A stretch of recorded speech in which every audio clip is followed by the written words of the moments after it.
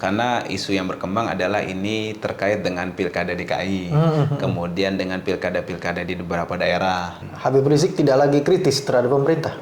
Enggak juga. Justru bagian kritisnya itu tadi kan saya sampaikan. Justru dari awal sudah mengingatkan. Terkait dengan KM 50, ya, apa pesan spesifiknya lah katakan begitu ya? Kan pihak-pihak yang terlibat dalam KM 50 jangan dilibatkan ke dalam pemerintahan.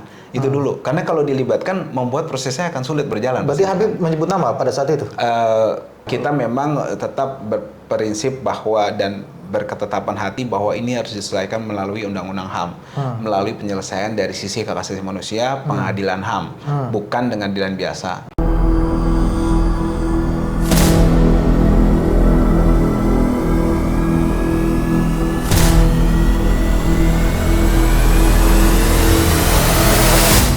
Assalamualaikum warahmatullahi wabarakatuh. Assalamualaikum warahmatullahi wabarakatuh.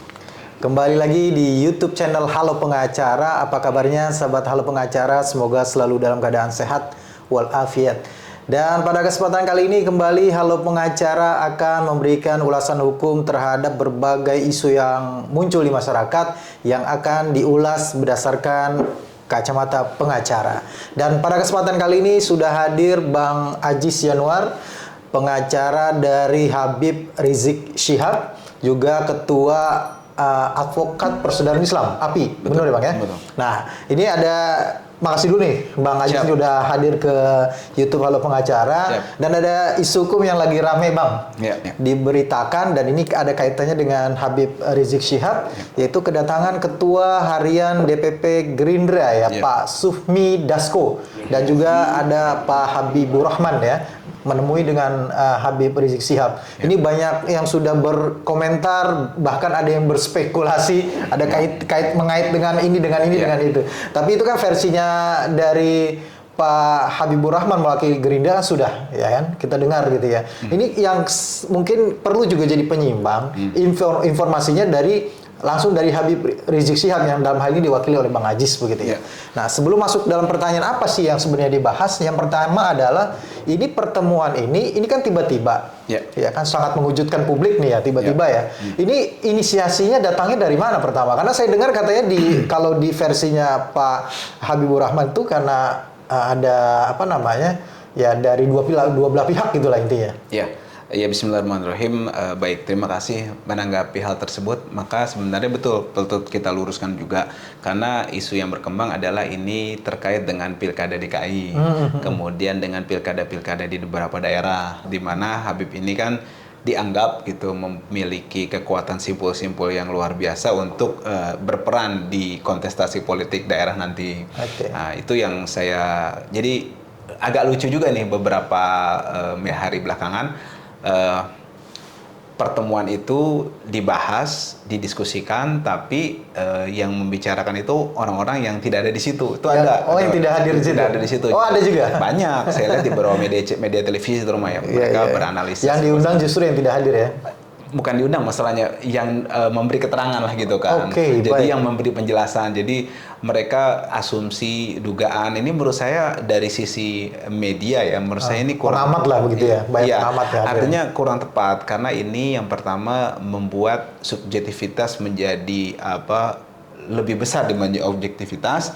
Kemudian ini juga memperkeruh suasana, serta yang terakhir cenderung membuat stigma terhadap media tersebut tidak baik, karena media tersebut akan dicap sebagai kalau orang-orang yang cerdas melihat ya, melihat bahwa media tersebut menggunakan sesuatu yang tidak pada tempatnya untuk kepentingan-kepentingan yang terselubung. Artinya misalnya, wah ini bagus nih untuk digunakan mengaitkan dengan kepentingan pilkada misalnya kan. Akhirnya kehilangan objektivitasnya, dan ini dipelihara bahkan dijalankan oleh media-media yang menurut saya seharusnya melalui nama besarnya nggak seperti itu. Oke, balik. Inisiasi dari siapa Bang? Ya, kemudian tadi pertanyaannya inisiasinya sebenarnya awalnya ini kita memang saya dan rekan-rekan ada komunikasi dan hubungan baik dengan abang-abang kita di Gerindra tersebut. Ada beberapa hal terkait keumatan yang memang kita sering bahas bersama gitu kan. Kita ada komunikasi lah seperti itu. Memang dari 2019 lah seperti itu. Nah, kemudian Qadarullah waktu itu Bang Ajis dengan Pak Habibur Rahman itu satu tim untuk itu ya, waktu mencalonkan Pak Prabowo jadi presiden ya, iya, Prabowo Sandi ya. iya, kemudian juga alhamdulillah rekan-rekan dari Gerindra ini, abang-abang kita, senior-senior kita dari Gerindra ini juga support kita ketika beberapa isu-isu keumatan terkait misalnya KM 50, kemudian juga hal-hal yang lainnya lah gitu kan. Waktu itu memang support kita di situ. Nah, kemudian silaturahmi ini dan komunikasi terjalin dengan baik. Kemudian dari pembicaraan itu ada usul bagaimana mau bersilaturahmi dengan Habib, membahas beberapa hal. Karena memang sudah lama juga kan tidak ada komunikasi secara langsung. Momennya adalah ketika Habib Rizik katanya pulang dari rumah sakit gitu ya. Iya, begitu. Jadi tadinya Habib sebenarnya ini aja kontrol cek biasa, istirahat lah seperti itu. Nah, kemudian mau jenguk, kemudian Qadarullah Habib sudah pulang gitu, sudah pulang karena memang cuma check up aja gitu. Nah, kemudian akhirnya menyambangi ke kediaman beliau kemudian meluangkan waktu sebagaimana biasa kan begitu kan. Nah, kemudian terjadilah pertemuan waktu itu hari Sabtu tanggal 3 Agustus yang lalu jam 16.30 lah kurang lebih seperti itu. Pak Sufmi Dasko itu dan Pak Habibur Rahman itu datang ke situ atas kehendak pribadinya, atas nama pribadi, atau memang membawa pesan dari partai begitu, Bang? Kalau secara eksplisit sih beliau menyatakan bahwa atas restu dan juga membawa pesan dari Pak Prabowo Subianto. Berarti itu.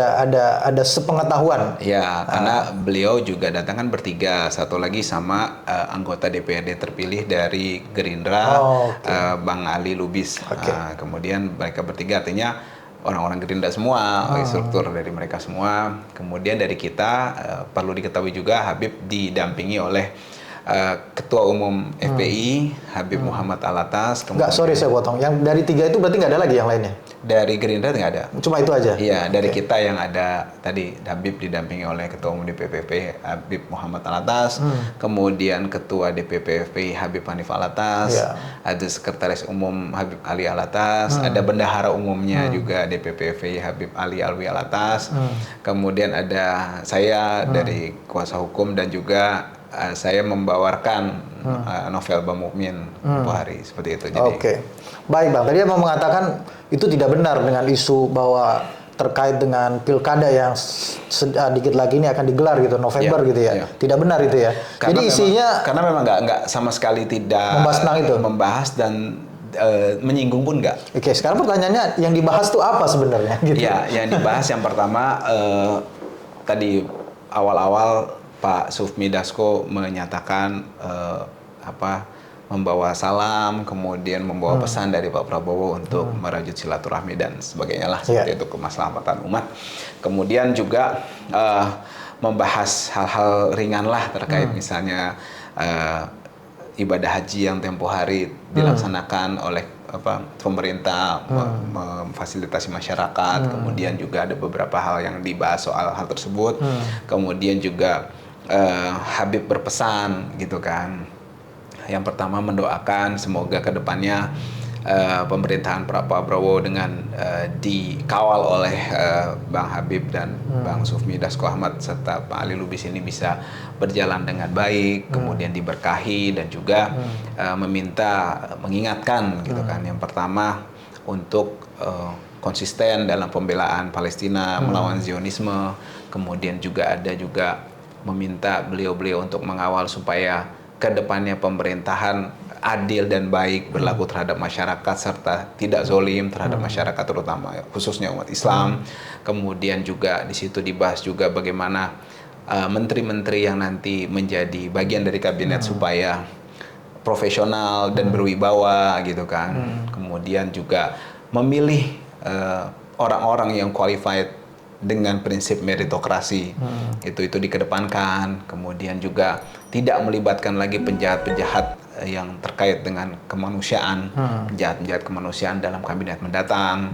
Kemudian juga hal-hal yang prinsip lainnya supaya mengakomodir kepentingan masyarakat dan kepentingan umat Islam. Ya normatif lah seperti itu. Dan Habib mengingatkan hal tersebut untuk dikomunikasikan selalu, dan begitu juga dari rekan-rekan abang-abang kita dari Gerindra mengingatkan bahwa jika memang ada hal-hal yang perlu disampaikan kepada penguasa, mereka menyambut dengan tangan terbuka, check and balance yang memang selama ini sudah terjadi. Oke, baik. Ini apakah artinya masyarakat melihat ya Habib Rizik tidak lagi kritis terhadap pemerintah? Enggak juga. Justru bagian kritisnya itu tadi kan saya sampaikan. Justru dari awal sudah mengingatkan, gitu kan. Jadi sudah mengingatkan bagaimana. Berarti ini langkah awal sebelum jadi presiden sudah diingatkan. Sudah diingatkan, gitu. Jadi sudah diingatkan. Kemudian juga tadi saya katakan juga harus mengayomi masyarakat, menegakkan kebenaran dan keadilan seperti itu. Dan terakhir juga soal KM 50 diingatkan bagaimana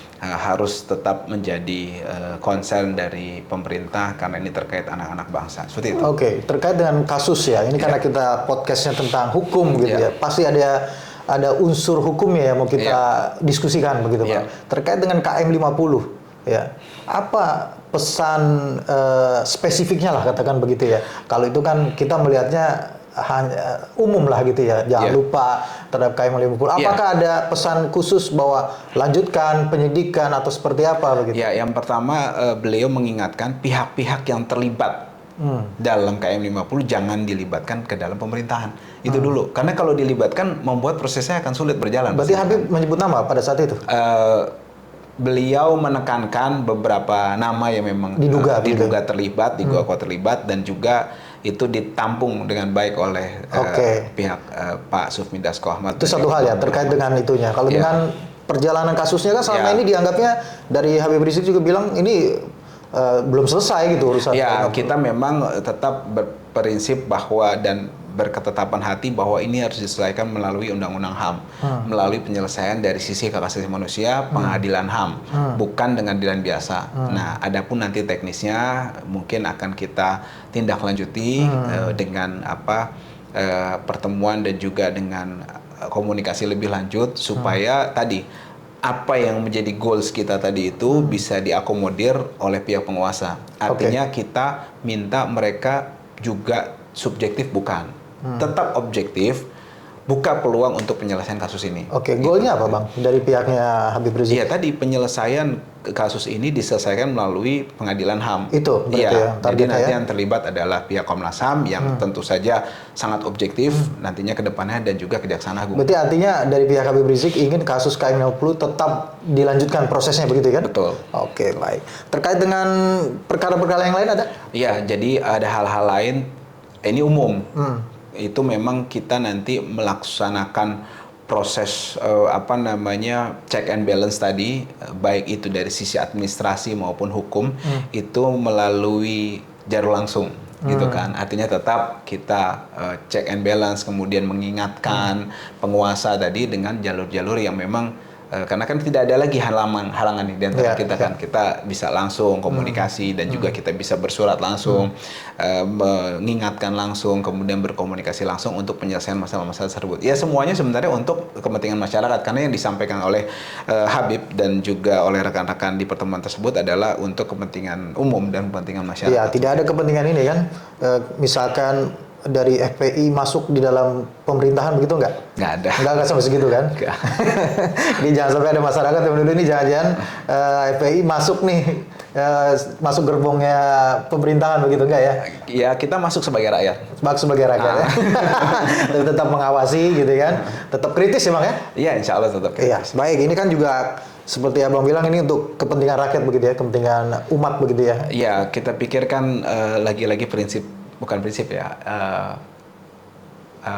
pendapat saya lah gitu kan, bahwa segenggam kekuasaan itu bisa mengalahkan segunung kebenaran. Apalagi kalau kita benar, kemudian kita bisa terkait dengan kekuasaan itu sendiri. Artinya harusnya kebenaran itu bisa kita lebih perjuangkan dengan baik. Baik, makasih Bang Ajis atas penjelasannya, dan terima kasih sahabat Halo Pengacara yang sudah menyaksikan video ini sampai dengan selesai. Mudah-mudahan apa yang sudah disampaikan Bang Ajis memberikan penjelasan, mencerahkan, dan tidak ada lagi yang bertanya-tanya tentang kemarin kehadiran dari Gerindra ke mengunjungi Habib Rizik Syihab. Terima kasih. Assalamualaikum warahmatullahi wabarakatuh. Waalaikumsalam warahmatullahi wabarakatuh.